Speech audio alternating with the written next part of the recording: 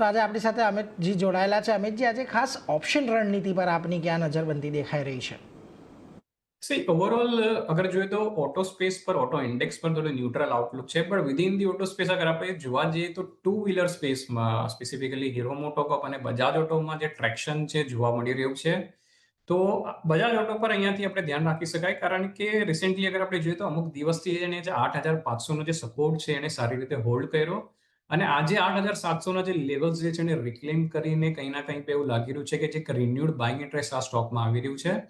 તો Outlook near term માટે થોડું મોડરેટલી પોઝિટિવ છે બજાજ ઓટો પર। તો 8,800નો જ ઇનફેક્ટ કોલ ઓપ્શન બાય કરી શકાય આ સિરીઝનો, 160ની આસપાસ છે। ₹100નો સ્ટોપ લોસ રાખવો જોઈએ, અને અપસાઇડ ટાર્ગેટ જે છે 8,800ના કોલ ઓપ્શનનો એ છે 300 રાખી શકાય। જો બજાજ ઓટો પર આજે આપણને ઓપ્શન રણનીતિ બનતી દેખાઈ રહી છે। 8,800નો કોલ ઓપ્શન ખરીદારી કરીને ચાલો, ₹300નો ટાર્ગેટ અને ₹100નો સ્ટોપ લોસ અહીંયા તમે ખાસ કરીને રાખી શકો છો। એટલે એક ટુ વ્હીલર સ્ટોક્સમાં અને એમાં પણ ખાસ કરીને બજાજ ઓટોમાં અહીંયાથી ઉછાળો આવવાની અપેક્ષા છે, એટલે એના પર એક ખાસ તમારે ધ્યાન રાખવાનું છે। પરંતુ આગળ વધીએ